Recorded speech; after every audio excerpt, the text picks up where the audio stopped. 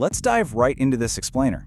Today, we're looking at how a literally tiny human oversight brought a multi-million-dollar jet crashing down to the tarmac. You know, we usually think of aviation accidents as these massive, catastrophic failures of engineering, or maybe extreme weather, but sometimes the reality is way more subtle and honestly, kind of relatable. So, we're opening the case file on the sudden, shocking collapse of a Lufthansa Boeing 787 Dreamliner. Just look at the sheer scale of what we're dealing with here. When a modern commercial airliner suddenly drops nose first right onto the concrete, the aftermath is chaotic, it's dangerous, and yeah, it is incredibly expensive. We're talking about a massive multi-million-dollar recovery effort just to get this colossal machine off the ground again. You've got specialized fire crews, structural engineers, and investigators all descending on the scene. It's a total logistical nightmare that stops one of the world's busiest airports right in its tracks.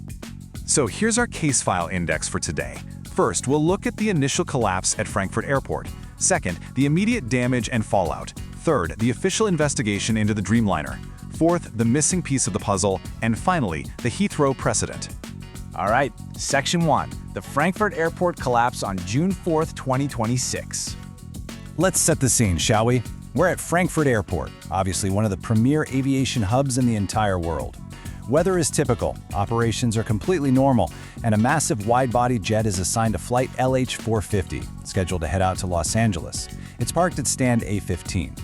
Now, thankfully, passenger boarding hasn't started yet, so the cabin is empty, but that doesn't mean the plane is deserted. Actually, it's an absolute hive of activity. You've got catering loading meals, baggage handlers in the cargo bays, and crucially, maintenance technicians running through their pre-flight checks and troubleshooting minor issues. Basically, everything is proceeding just like it does thousands of times a day around the globe. Section 2, the damage and fallout, taking a look at the aftermath of the drop. Now what's really fascinating here is the stark contrast. We're not talking about some aging, neglected relic of the skies. Far from it. This Lufthansa Boeing 787-9, registered as DABPQ and nicknamed Hearn, was practically brand new out of the box. It had been in service for less than 5 months. We're talking just 137 flight cycles. This is a state-of-the-art machine made of advanced carbon fiber reinforced polymer, literally the pinnacle of modern aviation technology. And it's grounded, not in the air, but sitting perfectly still right at the gate. Then, without warning, that everyday routine just shatters. The front of this massive aircraft suddenly gives way. When the nose gear retracted, the forward fuselage and both of those massive engine cowlings slammed into the concrete with a deafening crunch. You can actually see the structural tearing right there by the front cargo door. And if you look closely, it didn't just hit the ground. The falling fuselage completely crushed a cargo high-loader vehicle that was actively servicing the aircraft at the time. I mean, the physical forces involved when a plane of this size just drops out of nowhere, they are absolutely staggering. But, you know, at the end of the day, machines can be fixed. The real chaos here was the human toll. Because the plane was surrounded by, and frankly filled with, ground staff and crew, the sudden drop caused a lot of injuries. 23 people in total were hurt in the ensuing chaos. Now, most of them suffered minor injuries as they were thrown off balance or scrambled to get away, but 2 people actually sustained severe injuries that required hospitalization. And then comes the cleanup, right? Which is a logistical nightmare all its own. I mean, you can't exactly just call a tow truck to lift a Dreamliner. The recovery crews had to drain approximately 60,000 kilograms of aviation fuel from the aircraft's tanks. Why? Literally just to make the plane light enough so they could slide these heavy-duty air cushions underneath the nose to safely lift it back up. It's a massive undertaking. Moving on to Section 3, investigating the Dreamliner, the BFU steps in. So once the dust finally settles and the injured are cared for, the tone really shifts. We go from pure chaos to this incredibly methodical, slow-paced analysis as the German Federal Bureau of Aircraft Accident Investigation, the BFU, takes command. They immediately start ruling things out. First off, no fire on the ground, thankfully. But here's the absolute most fascinating detail of their early findings. The highly regulated, incredibly complex mechanics of the aircraft, they didn't fail. In fact, the Boeing 787's landing gear system functioned exactly as it was designed to function. Preliminary findings pointed entirely away from mechanical defects. The airplane essentially did exactly what it was commanded to do. So what on earth was it commanded to do? Well, let's walk through the exact maintenance sequence. You had two technicians sitting in the pilot seats in the cockpit, and they were troubleshooting a completely separate, unresolved issue with the main landing gear doors. As part of the system test, they needed to cycle the gear. So they moved the landing gear lever in the cockpit to the up position. Now, normally, when a plane is sitting on the ground, safety mechanisms physically block the gear from actually moving. But this time, the nose gear retracted immediately. The plane basically thought it was flying, and it tucked its wheel away. That brings us to Section 4, the missing downlock pin. Basically, our smoking gun.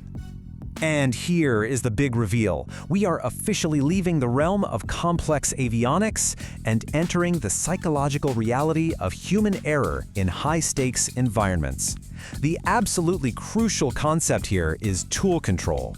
Now, tool control isn't just about, making sure you don't misplace your favorite wrench. It is the strict, rigorous aviation maintenance discipline of accounting for every single piece of ground support hardware before a test begins. It is literally the backbone of aviation safety. It relies on checklists, physical verifications, and extreme attention to detail to make sure physical safeguards are in place well before any electronic commands are ever given. And this detail right here brilliantly illustrates the tragedy of the whole event. Inside the avionics compartment sits a red, metallic object just resting in a storage box. That is the nose landing gear downlock pin. It's a completely low-tech piece of metal. Its entire job is to be physically inserted into a hole in the landing gear mechanism to physically block it from folding up no matter what the flight computer tells it to do. But here it sits, completely untouched, with its red warning flag still attached, safely stowed away inside the aircraft where the plane literally came crashing down outside. To put it in the exact kind of unfeeling words of the official investigators, quote, "The BFU documented that the landing gear downlock pin was not inserted into the designated hole on the nose landing gear and was not in the vicinity," end quote. That right there is the definitive piece of evidence in this case file. A simple failure to grab a piece of metal and put it in a hole completely overrode millions of dollars of advanced engineering. Which leads us to Section 5, Precedent and the Heathrow Incident. But guys, the story doesn't end there. Let's look at how this builds on aviation history, because incredibly, this was not an isolated fluke. No way. 5 years earlier, in June 2021, a British Airways 787 suffered a nose gear collapse at London Heathrow during a very similar maintenance test. But look at the tiny variation in human error here. It's fascinating. In 2021 at Heathrow, the engineer actually grabbed the pin, but he inserted it into the wrong, adjacent hole because the physical feel and sound, what investigators called tactile deception, well, it tricked him into thinking it was correctly seated. Contrast that with 2026 in Frankfurt, where the pin was just completely missing. It was a total procedural omission, just left behind in a box. Now, the aviation system really does try to learn from these mistakes. After that 2021 Heathrow incident, authorities issued an airworthiness directive.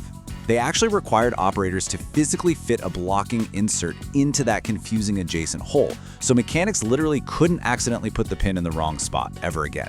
They tried to engineer out the human error.